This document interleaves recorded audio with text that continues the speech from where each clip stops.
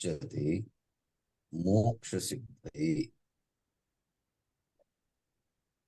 सद्भिरेव प्रयत्नेन वीक्षणीया मुहुर्मुहुः.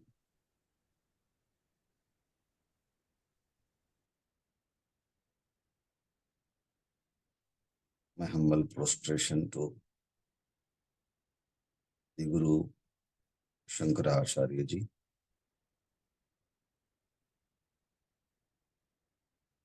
In second verse,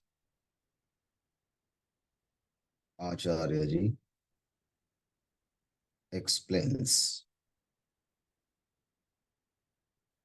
the very purpose of this book.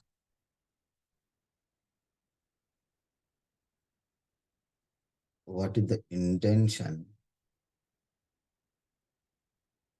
of the composition of this book?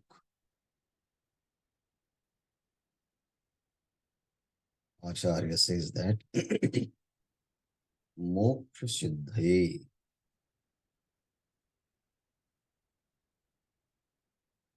Aparokshanubhuti,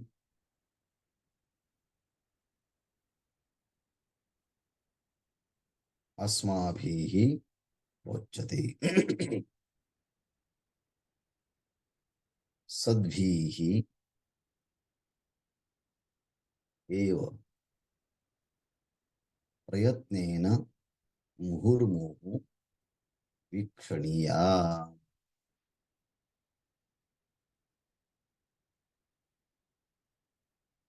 Moksha Siddhaye.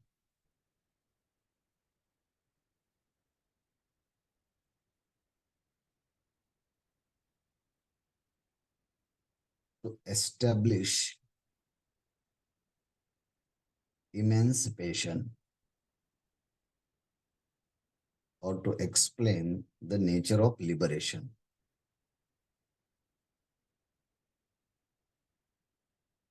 We indeed Aparokshanubhuti, direct experience of self, Asmabhihi Prochyate, by us is explained this book.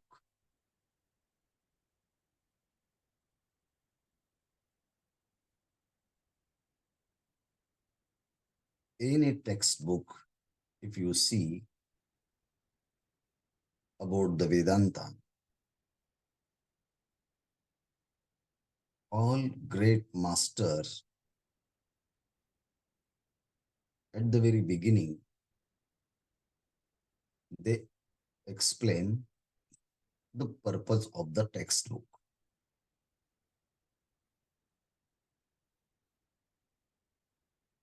At the same way, in this book also, Shankaracharya ji gives the detailed information about the purpose.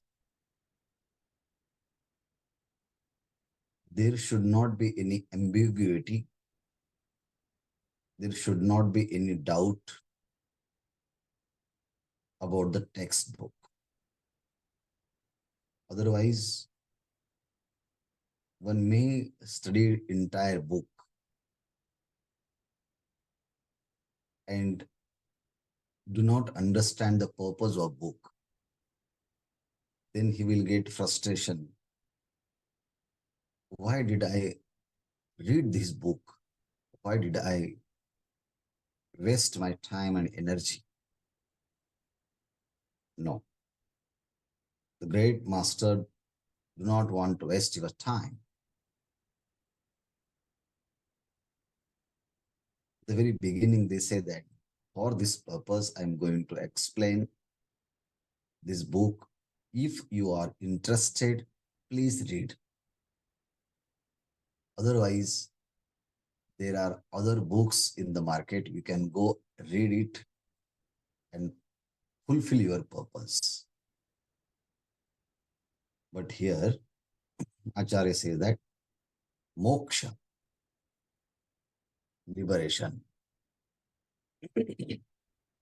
siddhi, to establish acquisitions of liberation or attainment of liberation.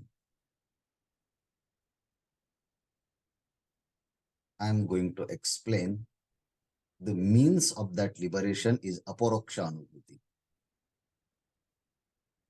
And Aparokshanubhuti is the direct experience of the self. Okay. Moksha Siddhaye. Word moksha comes from root mucha, which means to liberate,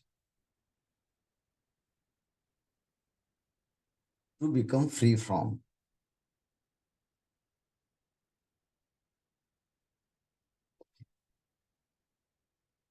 And yogic meaning of the word moksha means emancipation. Moksha is the highest state where there is complete acquisition of pleasure or happiness or complete eradication of pain. Means moksha. In moksha, there are these two aspects. Complete eradication of pain and ascertainment of happiness is the liberation. Okay. Dukkha nivrutti and sukha prapti is moksha. In your own true nature, there is no pain or no sorrow.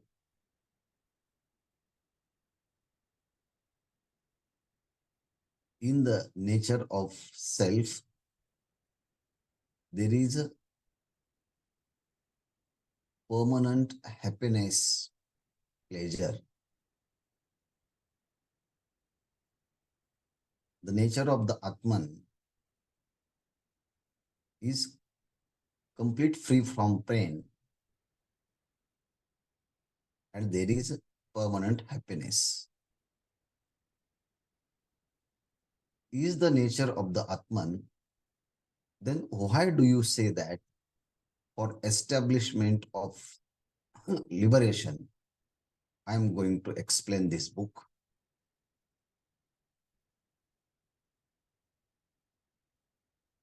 Yes, I am agree. In my true nature, Atman, there is no pain and there is forever happiness. But do we aware that?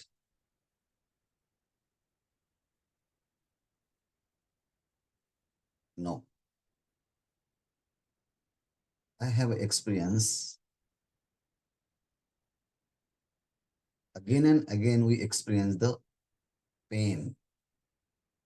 And by the great efforts we have to attain happiness. Even though happiness does not remain long time. But we want permanent happiness and permanent free from pain. In Vedanta textbook says that actually you are free from pain. By nature, you are happiness.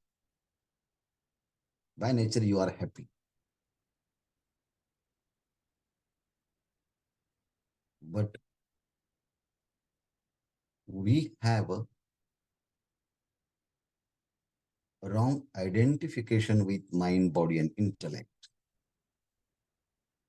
More and more time, we attach with body. More and more time, we attach with mind. More and more time, we attach with intellect. So, we engage with thought, we engage with emotion, we engage with particular action. And action belongs to the body, emotion belongs to the mind, and thought belongs to intellect. And we think that this is my real personality. But Vedanta says that your real nature is not action with body. Your real nature is not emotion with mind. And your real nature is not thought with intellect.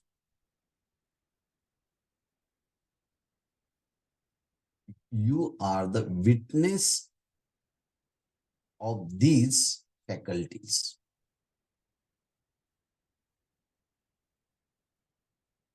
Your real nature is the Sakshi. Your real nature is the Atman.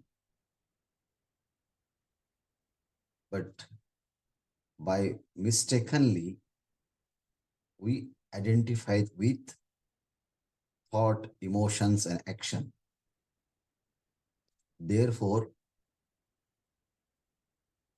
in mind, intellect, and body, there is no permanent happiness. So happiness exists in the self. Happiness does not exist in mind, body, and intellect. But we identify with mind, body, and intellect and continuously searching happiness in them. But we do not get that happiness, and therefore we want to become free from that. But if we establish our own attention in self, if we abide in the self, then we'll find that there is happiness and there is no pain. But these types of experience will not get by just taking information. Acharya says that for that we have to listen carefully. Teacher will impart you. And by this knowledge, will eradicate all misconceptions. And then you can find that, oh, this is called emancipation. It means you want to become free from whom, and you want to attain for something. Emancipation means liberation. Liberation means from whom do you want to free? And for what do you want? We want to become free from limitation. Limitation means limitation of the mind, limitation of the body, limitation of the intellect. Who want liberation? I want. Who are you? Deluded I. Why do you get delusion? Because I identify with mind, body, and intellect. How can I become free from delusion? You can become free from delusion only by the knowledge which explained by the teacher, by the master. So, master will tell that your real nature is self or Atman, or Atman is intrinsically happy. There is no pain, there is only happiness. This is called liberation. And teacher will impart this knowledge about the liberation. Therefore, Shankaracharya says that moksha siddhaye, to establishment of liberation, to explain the nature of liberation. Moksha siddhaye, why means really, indeed,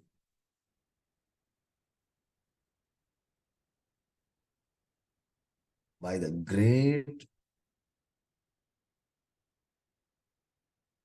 master have experienced this state indeed. Indeed means really, but really means what? Great masters have experienced this state indeed, which I am going to explain. This is not I am newly going to introduce this state. No, no. Why indeed it has experienced by the great previous master. And for that, Aparokshanubhuti. Aparokshanubhuti means direct knowledge. Aparoksha means direct. And Anubhuti means knowledge or experience. We have a direct experience of all objects. Indriyanubhuti. Shabda, Sparsha, Rupa, Ras, Gandha. These are the five sense objects. And we know, we experience these five sense objects through our senses.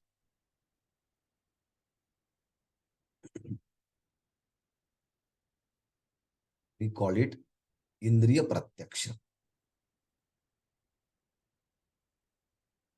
And sometimes we do not have a particular experience or particular knowledge, but our mother have experienced, or teacher have experienced the particular knowledge, and they give information.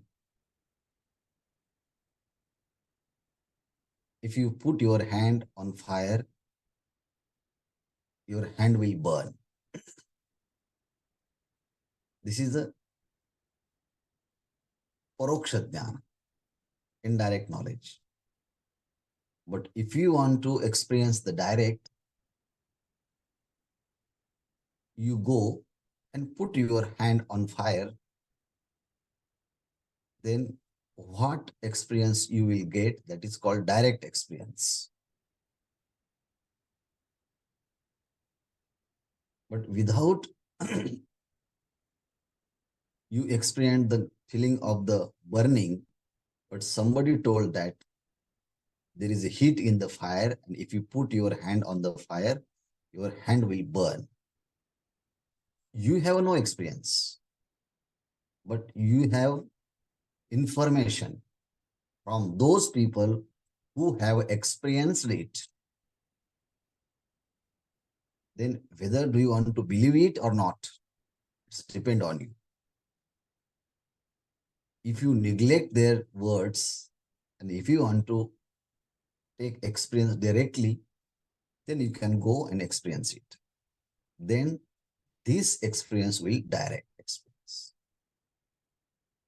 without any medium. So, Aparokshanubhuti is the direct experience. There is no indirect knowledge or there is no inference, no anuman. But it is a Aparokshanubhuti. Parokshanubhuti by the senses. Whatever you experience, that is called Parokshanubhuti. Aksha means senses. Paroksha,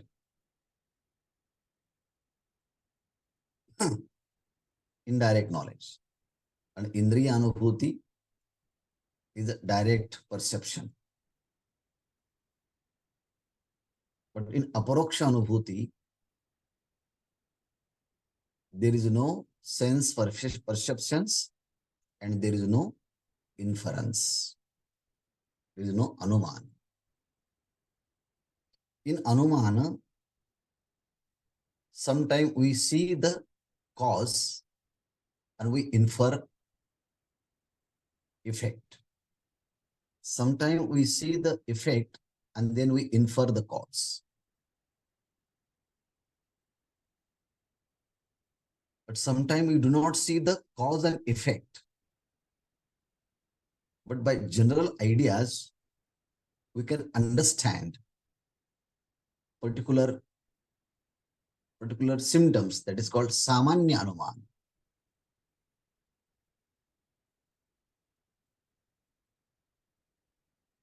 In the sky,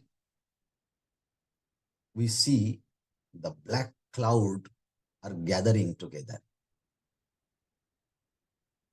And there is thundering sound. And cool wind is blowing here and there. Immediately we can say that somewhere rain will fall down. How do you say that?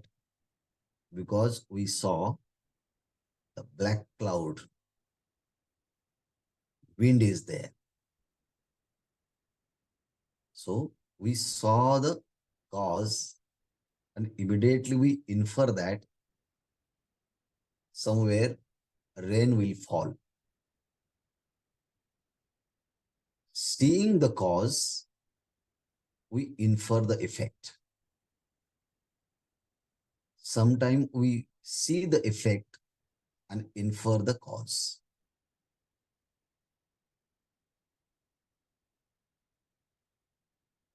We saw the children. Then we infer somewhere must be their parent. Because we do not see the parent, but we saw the children. But through the children, we can infer their parent. Sometimes we do not see the cause and effect directly. But you can see always particular child with particular woman.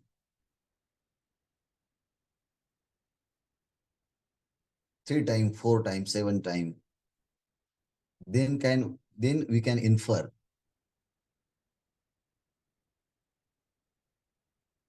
that they both are mother and child. Because we see the coexistence many times together.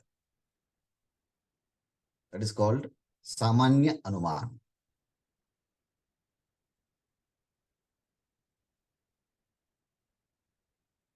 But in liberation, we cannot infer. So, liberation is not possible by inference.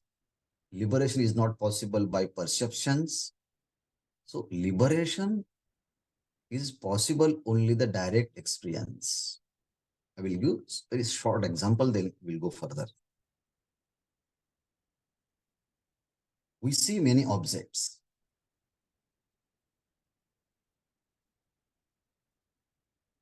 Through our senses. I have no doubt about the glass because I touch it, I drink water, I heard the sound of the water. We have direct experience. In deep sleep state,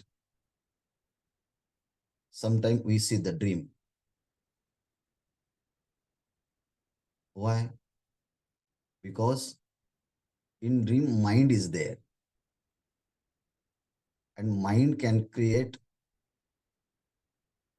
artificial senses. And through that senses, we can explain the dream.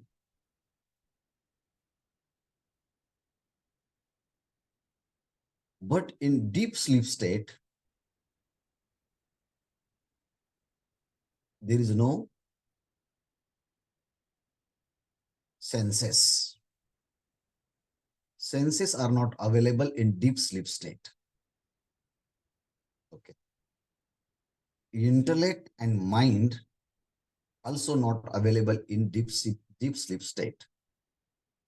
So, waking world and dream world both are completely absent in deep sleep state.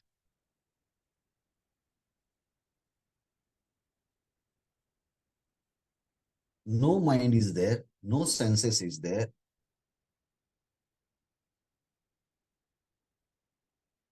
Even though you have experience of the deep sleep state, I may ask, do you experience about deep sleep state?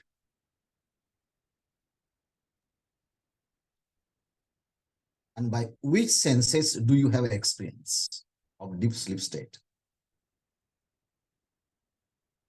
Day and night, not day and night, but every day we have experience of the deep sleep state. Sushupti avastha. But who experience this deep sleep state or ignorant state? Self only. Exactly. Because everything is absent there. But we know that we slept well. I knew nothing.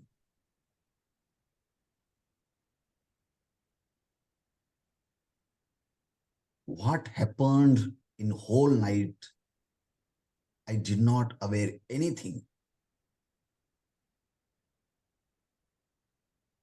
But now I feel better.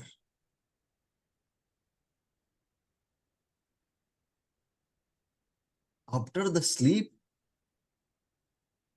you share your experience with somebody. And like I may ask, how do you get this experience? Who experience? Who is the experiencer in deep sleep state? Because senses are not available, mind is not available, intellect is not available, even though you experience this, you experience the nothing. Who are you who experience nothing? Answer is that I myself. I myself means who? That time we do not indicate body, mind, intellect. No. I mean just pure existence. In deep sleep state, there is no any instrument, there is no any source. I directly experience that deep sleep state.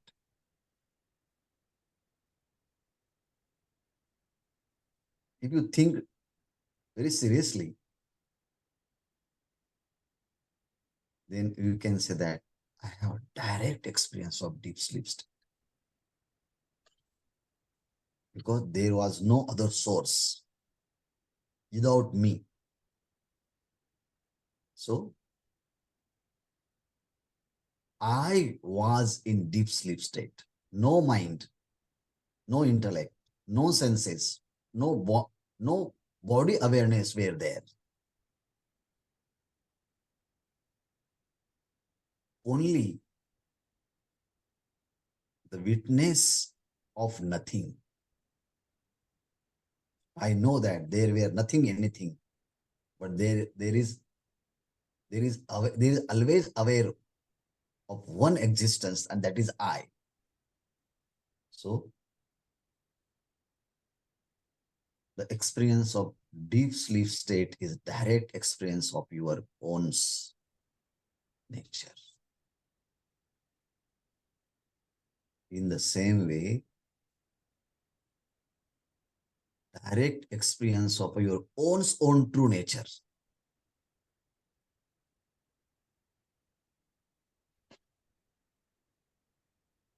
You have awareness. And you have awareness of your awareness.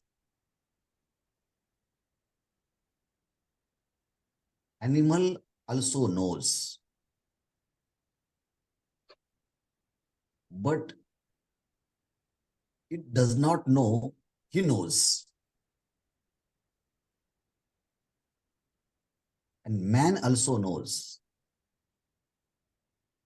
But while knowing, he knows that he knows.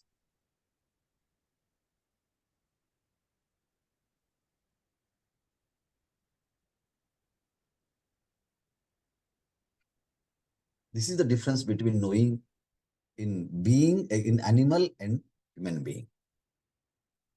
They also know what to eat and what not to eat. But they do not know they are knowing. But we know, and we know that we know directly by the self. So I am supreme consciousness,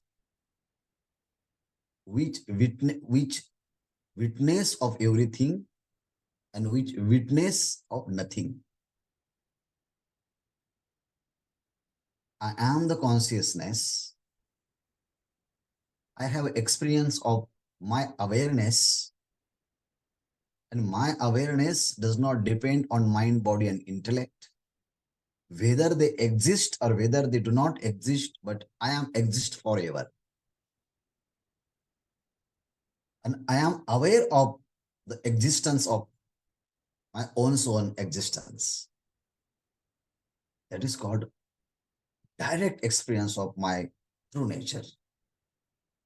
You say that. What is the Aparokshanubhuti? You experience yourself without any taking support.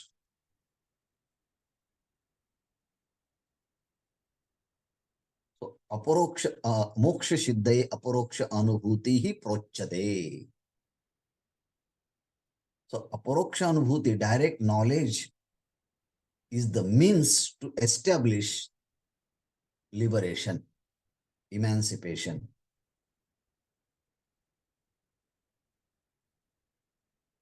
Sadbhirev prayatnena, sadbhirev, by the good people, by the virtuous people, by the sincere seekers,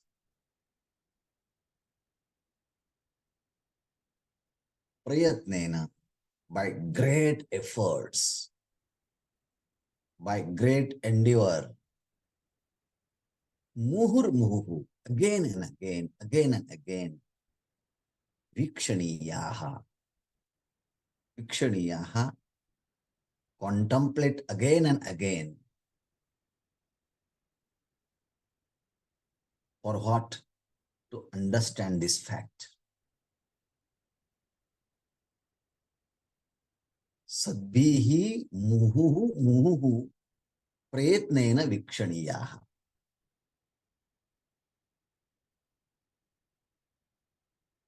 Viksha means to observe, to go into detail.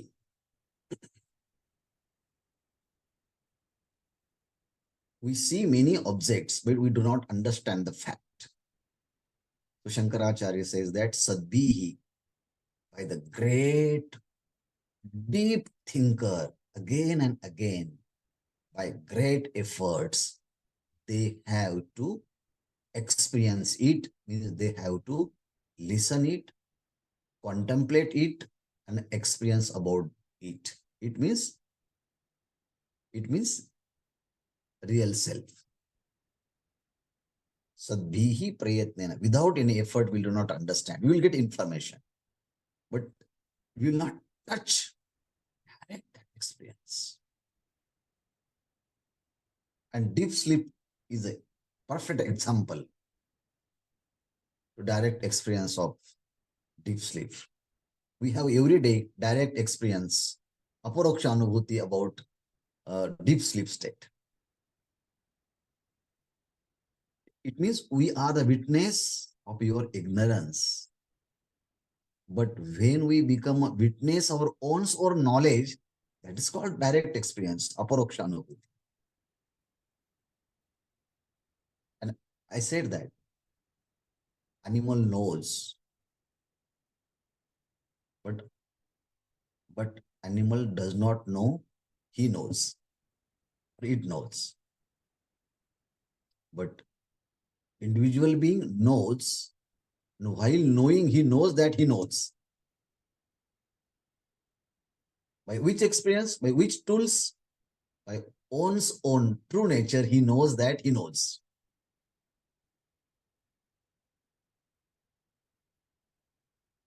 He knows, he knows by which tools? By his own true nature. That is called existence, consciousness, and bliss. Aware through existence, consciousness, and bliss. One's own awareness through one's own awareness. There is no external any medium. But we do not get it glimpse immediately. Therefore, again and again, by good people contemplate on this thought, then he will understand. Oh, I did great efforts. Now I click this truth. So, aparoksha anubhuti vai rochate moksha siddhaye sadbhireva prayatnena vikshaniya guru. Acharya ji, you told very culmination, but please come down on the ground and take our hand into your hand and take us there by the practically. So